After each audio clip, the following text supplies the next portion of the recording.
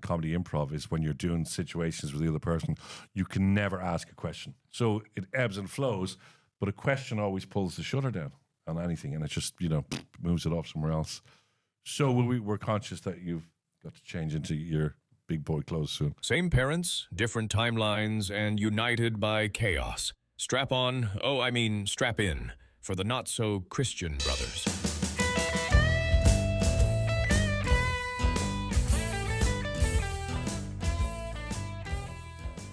So we're thinking about going to live in a warm country. We want to kind of get out Ireland. of here.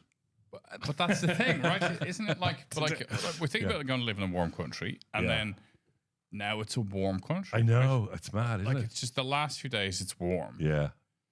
But do you ever notice when it gets warm like this, and we're quite a bit of the way into planning about our move and where we're going to live and all that kind of good stuff and how we're going to work on our podcast while I'm in the different country. Good. They put that in. Nice. Yeah, I've thought about it. Yeah. But do you ever notice then that you get into Ireland and it's warm for a few days and you think, it'll be grand like this forever. Yeah, I know. But it's going to start raining again in a minute. I spent the weekend, so I did a bit of solo traveling down to Baltinglass. I saw that on social media. Yeah, and I ran into the Talchin race, the cyclist, which was amazing. And then did you actually have your bike with you there? Yeah. I had my bike with me on the back of the car. And Baltinglass, for those of us who don't know where the hell that is, where is it? It's on the Wicklow-Carlow border. So I was in Rathvilly and then I was down in Shillelagh. So you come around the back and you go into a bit of Carlow and into Wicklow. But Baltinglass is beautiful. And have you cycled there from home? No. I just had the bike in the back of the car. Okay. Where did you actually cycle at the weekend? Pub. What pub? There was a pub up the road from the Airbnb I was in. It's about from here to where Terry's sitting.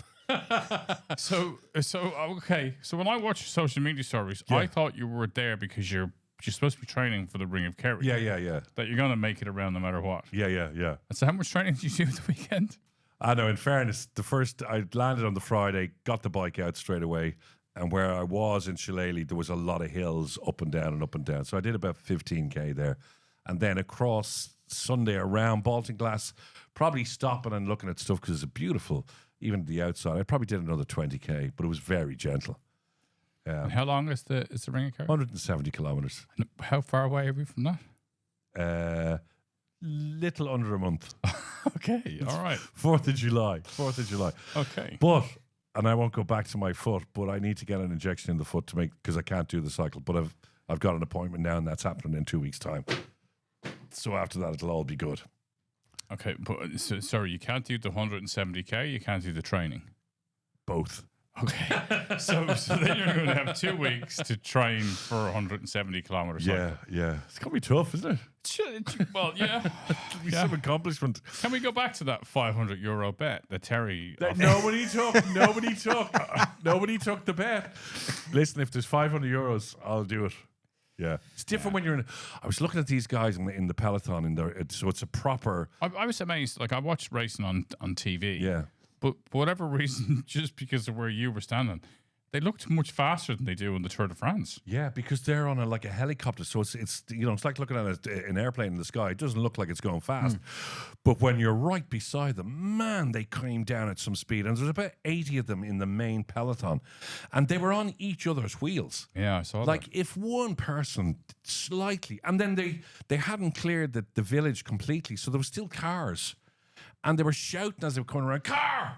And a guy pointed, and I'm going, Jesus, you want to be well on your game with this one, And it's gone in 15 seconds. It's just gone. And the guy was telling me so that was coming through Rathvilly, where they finished then in Baltinglass, that when they came over the bridge, they reckon they were doing 100 kilometres. I always thought the Peloton was a training bike. No, the Peloton. It's named after the race. Yeah. It's a formation structure. So the peloton is the body of the race people, like a gaggle of geese, a peloton of cyclists. A murder of crows. Yeah. A herd of elephants. Have you heard of elephants? I heard elephants. You've heard of elephants. But so I spent the weekend in there, and I spent the weekend in shorts, went into work today, and one of the big conversations on air this morning we had was, is it, and we'd like everyone to get involved in this, please, is it appropriate for men to wear shorts in the workplace, unless you're a professional football player, because then that's your uniform. But my point was that, and there was an email went around about 10 years ago on a previous radio station, which encouraged men not to wear flappy shorts because of an incident. Because this guy came in very flappy shorts, right? And he always had a habit of putting his foot up on a desk when he was talking to somebody. You know, that sort of leading in going. So anyway, what's on the show today? And his leg was in the eye line of his knob was on the show that day. Basically, his leg was in the eye line of this girl, and she could go, well, I tell you what's not on the show today, that. And so they were very flappy shorts. So an email went around, please don't. Please, if you're going to wear shorts, ensure they're not flappy. So did you go in your lycras this morning? No. I didn't. No, I didn't cycling because I'd done so much cycling over the weekend. Clearly. No, I went in shorts, just these shorts. So these are okay. They're not flappy. And yours are very tight. They look like you may have borrowed a 10-year-old's. There's nothing on show there. No, but I was very I do like the color contrast of the runners and the blue and the orange and navy. Yeah, It's again, nice. if you're not watching on YouTube or Spotify, orange runners, 10-year-old shorts, and a top. Well, you know, I just feel if you've got the legs to support some tightness, then you should show it off. You know? Yeah, and I agree, but you just don't. As they say, if you've got it, rock it. Yeah, so it's just like I'm just wondering, you know, could you be in a situation in the Dáil Air at one stage where they all just turn up and they all rock up in shorts? You know, like, do you want to see Micheál Martin and Pascal O'Donoghue's legs? No, but I think a lot of the time for men, especially as you age, like if you're not training, if your legs are a bit kind of flabby and pasty and lacking No, my hair, legs are okay. Again, I encourage you to watch on video and also on YouTube, or you can actually pay on my OnlyFans page where my legs are on show it's constantly. called Only Fan. Only for fun. It's a new one. But yeah, like I mean, I'm looking at your legs and I'm kind of seeing my legs. That's a great. Is that a channel line? Well, no, but it's kind of like it's the future. It's the portent of my legs, right? Well, then things will be okay. Yeah, like so. If I'm looking at those legs and I'm thinking, whatever you 15 years older than me, Yeah. then you don't have varicose veins. No, thank you. And a lot of men into their kind of late 40s and 50s, they get these kind of varicose veins. You've seen them. Dad had them. Dad had them. Dad yeah, had yeah. an operation for them. So you know, the legs look quite good. Okay, so and considering like how badly in shape you are. Hang on a second. I cycled all around Balticals and I shot some hoops with a couple of young fellas. Sorry, I played basketball with them. Just if that doesn't sort of change around the world. No, I'm going to be there. I'm going to be there. Don't worry. I'll be okay. Ring a Kerry. Okay. Yeah. Nice. Okay. Well, yeah. So look, I think shorts in the workplace. Unfortunately, I don't think men have got the best legs going. Right now, then that begs the question: what are you trying to say then? Yeah, it's all right for women to show their legs off. Yeah, well, yeah, it is. And I think, frankly speaking, it is. Yeah, yeah. But I'm an old-fashioned fella. Well, the thing is, and again, we could get ourselves into serious trouble, or just me, and be chased down the street with sticks. Generally, most women shave their legs, so that's okay. We generally don't, you know. So you're looking at two big hairy sticks. I do shave my chest. Do you? Yeah. Okay, there you go. Don't take your top off. I know where this is going. But the only reason I shave my chest is because I'm very hairy. Yeah. And it hides a multitude of sins. So I found over time that if I shave my chest, I have to think more about, you know, going to the gym and eating less. Right. Because if you're kind of hairy, it can hide a lot of Chubby breasts. chubbiness and fatness and Wasn't your nickname in school Chubby Breasts? It's Chubby Breasts. Yeah. Flabby chubby tits. hairy breasts. What about your back? Yeah, sometimes I do it as well. Yeah, You shave your back? Yeah. How do you do that? I just put my bracer on backwards. You just, you know, put your arm, reach behind. It's probably a funny line, though, or something, because you're not going to get it perfectly. Do you get Beatrice to shave your back? No, she wouldn't go near that in a million years. Can men go to a grooming parlor and get their backs shaved? Yes. You get waxed, yeah. I watched a guy, there was a woman on Instagram who was discussing this exact topic, right? And she was demonstrating for Instagram how a man has to present himself Right. for such an event, right? To get the old back sack and crack. Okay, yeah. So there's very kind of like specific and if you're not Oh, why are watching you raising your legs up? if you're not watching on social or on video, On social. but you have to kind of the guy's lying there, right? And his feet are touching each other. Okay. So she's got him like this, and Yeah. he's lying on his back. Yeah. And then she's saying, okay, and with your right hand, I Yeah. want you to cup your left ball, Right. pull it over Left. to one side, and then you're leaning back, and then she's kind of going, and then she's saying, With a razor. and then we're going to go the other side, and then it's, Like if she slipped. yeah. She doesn't use wax strips. Terry's getting nervous. I don't know. At that stage, I had to turn it off. I found it very disturbing. I mean, obviously, young men nowadays Yeah. are sculpting all parts of their body. Oh, it's huge. Like male grooming is like 8 or 9 billion a year. Like, I'm shaving my chest, right? A, nobody's looking at me. B, even my wife, I would actually say times when I'm shaved or unshaved, She wouldn't know. she wouldn't notice it. Yeah. She wouldn't even comment on it, right? Right, yeah. So for me, it's more a question of looking in the mirror and going, "Oh Jesus, come on, go work harder in the gym." But young guys are constantly thinking about who's looking at me, how am Yeah. I being judged? Yeah. And it's all for the gym. It's all for the gym, and Yeah. it's all this intensity of how you're being judged. I mean, one of the great things about being middle aged is that, like, you go into the sauna and you're just conscious that nobody's actually looking at me. I could be actually invisible Yeah. because you go in as a middle aged guy, you're just like, oh, here's another elf, let him sit down there, And you don't care. and then I couldn't give a shite. Yeah. But Sorry. the other guys, like the young lads, are coming in and they're sucking in their tummy, they're beefing themselves up and they're checking each other out, and I think, Jesus, like, And they're dude. waxed. And they're waxed, and to go, like, there's so much prep just to have a half an hour sauna. Somebody told me recently, I talked about grooming going too far, and this was with men and with women, young guys, girls, that they're now bleaching themselves, their anal hairs. And it's a thing you can get done in a beauty parlor. Seriously. What? What? I just stared. What? Why? Why would you do that? Why would you bleach your anal hairs? So I think it might be to do with some men who wear very tight underpants, tongy type, and women who wear tongy types. So you can't see anything. So you can't shave your anus, right? Oh, And that's the reason why. Right there. Okay. So, no, listen. This is male grooming at its best. Okay. So you can't shave that area, because also if you lose that protection down there, you could attract anything. Okay. I don't know what way to take that. Exactly. That's one of the things. and that's half the problem. That's half the problem right there. So you can go in and get your anus bleached, and so therefore it looks like it's completely. That sounds so wrong. It looks. I'm doing a hand movement at all. It looks like it's all clear.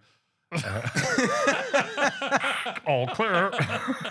Ernest is fully bleached, coming in for landing. All clear. It looks like it's all clear and everything is fine, because because if you're completely groomed, right? You don't want to turn around, bend over to pick up a pencil, and somebody goes, "Whoa, here he is." Oh, I see you've been out for a good bleaching. Yeah, it's mad, isn't it? But yeah, that's you'll see it now in beauty lines that they'll start at all the different bit, and down near the end, it's you can get your bottom hair bleached. I actually, well, look, I'm not one for a lot of kind of grooming stuff, right? Yeah, But I'm becoming more conscious of it as I get older. you do, because hair starts popping up in the strangest of places. Everywhere, right? Literally everywhere. Hair is coming out of everywhere. But, Yeah. But I was actually looking the other day about dyeing my eyebrows, right? Oh, an eyebrow I'm not pen. into grooming, but I went to dyeing my eyebrows. And by the way, Colin, when this finishes, can you give me the number for that anal blanching? Blanching? Blanching. Bleaching. Well, Go look, on then. it's only because, like, obviously I've accepted I've been going grey for Since you're about 25. Yeah. Quite literally. Yeah. I first had grey hair when I was 16. Yeah, you know, yeah. So it's been a long time coming, and I've accepted it. But I find like if my eyebrows, which are now starting to go grey, Are they? yeah, if they Okay. go grey, then I just think everything becomes very grey. And I thought I want a bit of contrast. Okay. So I said to Beatrice, I'm thinking about dyeing my eyebrows, and So she she just loved that pissed herself conversation. laughing. She said, like, you'll do it once, Yeah. and you won't stick to it. Would you ever consider doing something in your beard? It's just like once you start that, though. I it's just know. endless. I didn't shave for the weekend because I felt like I was up in the mountains. I was Bear Grylls on a bike. Well, not on a bike. Bear Grylls with a bike rack. With a bike. With a bike rack. Yeah. No, it was on a bike rack. It looked really cool. Yeah, I bought on Amazon, €46. But and I thought maybe I'm not going to shave for the weekend, you know.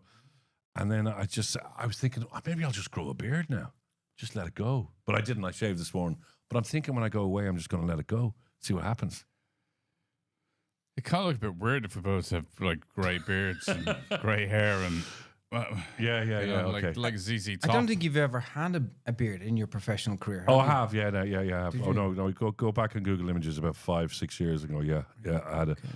And then I used to grow a beard years and years ago, and bits of ginger would appear in it. Yeah, I had that when I was And younger that used too. to freak me out, but I doubt that would happen now. So I could be like Kenny Rogers. Yeah, but Kenny Rogers is cool. That's He's what I also mean, dead. Terry. That's what He's not dead. He is He's dead. Kenny Rogers isn't dead. Yes, he is. Kenny. No. Yes. Kenny's dead. Kenny died like a year ago or something. Kenny Rogers. Yes. No, Hang on, I'm going to have to just quickly Google before we move on to names. 'Cause Kenny Rogers died about a year ago. I can't Google here on my phone. I loved Kenny Rogers. The music was great. Yeah. The whole Islands in the stream. Islands in the Stream. Yeah. Kramer versus Kramer. Do you remember? No, that was a movie.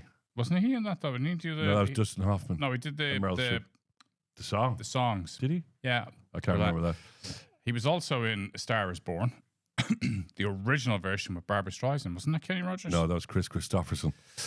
They look similar. Oh, so which one is dead? Maybe Chris Christopherson's dead. So no, you're right. Oh, he's dead. Mr. Rogers is passed. Kenny Oh. Rogers has died. He died. Not the horse. No, not but he died on the 20th of March, 2020, He's dead 6 years. at the age of 81. Oh my God. What did he die of? He A died Tuesday. peacefully from natural causes in his home in Sandy Springs, Georgia, while under hospice care. Oh God, I didn't realize that. She's 81, so that Yeah. would give you 15 years. That's cool to grow a beard. Like Kenny Rogers. Yeah. I'll go for it. So what's the fascination with names?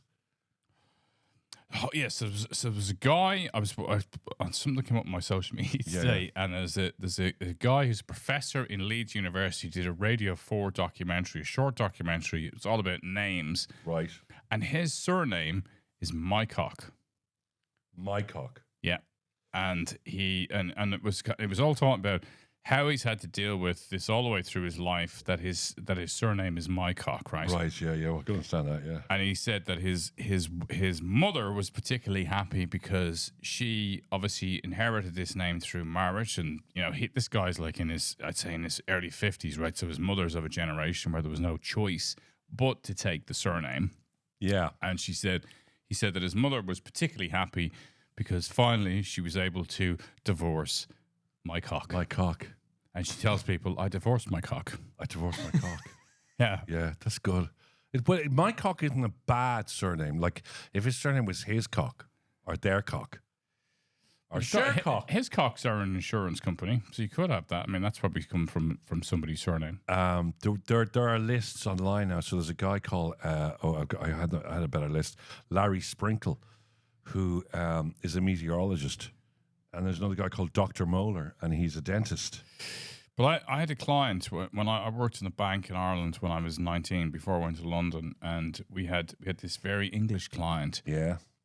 He used to call up, and his name was Mr. Woodcock, and he'd phone up and he'd go, "Hello, it's Mr. Woodcock," and we were all young people working in the bank, and nobody could keep a straight face dealing with the poor fella. There's a firefighter called McBurney. Okay. There's a lawyer in Hong Kong, and her name is Sue Yu. Okay. I'd love her there's to a be cat- my Sure. lawyer. That definitely sounds like an Austin Powers thing, you know? Yeah. Sue you, sue me. There's a cashier in Remember the two Singapore. little identical twin sisters? Fuck you and fuck Big. Sorry. That's the real names. That's not me swearing. Yeah. There's a cashier in Singapore called Ka-Ching. That's mad, isn't it? The physician called Doctor. That's brilliant, isn't it? An ophthalmologist that's called Ashley Seawright.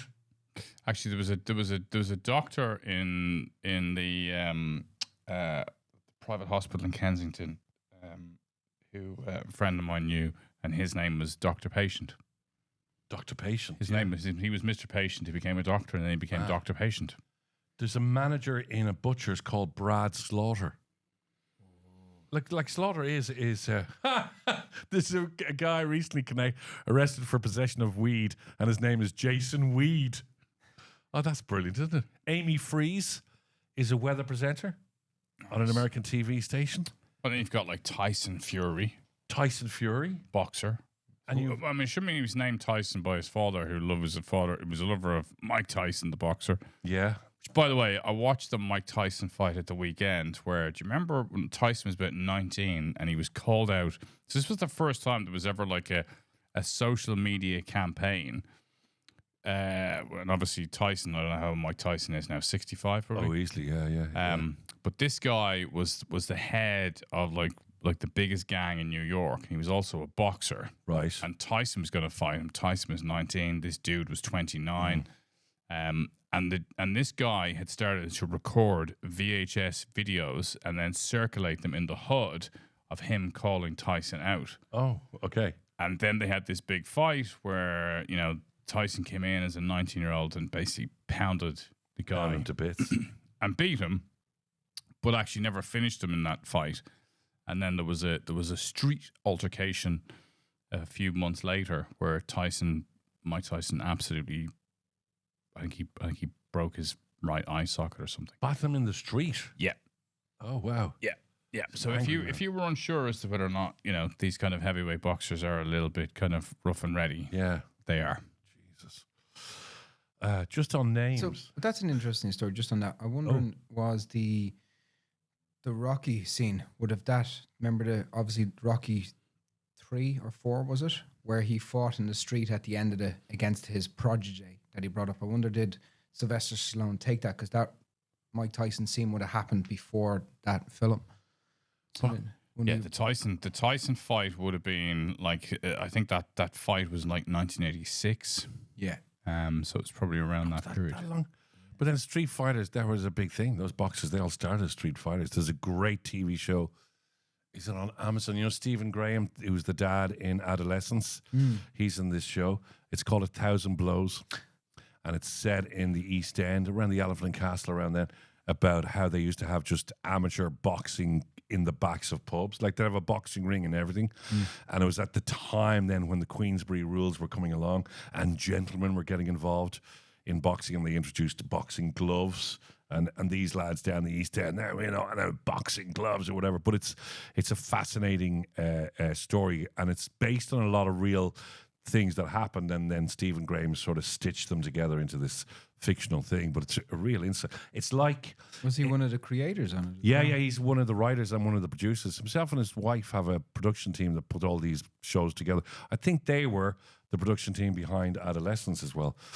But it is fascinating the way the whole thing. It's like a Peaky Blinders in the East End. It's that gritty. It's done so well, and there's two Jamaicans that come over, and that's where it all sort of starts. And one of them was a great boxer in Jamaica, and he's been pushed forward as the new great hope. And obviously, because he's black and he's an immigrant, there's a lot of people for him and a lot of people against him, and it's just a great LTV show.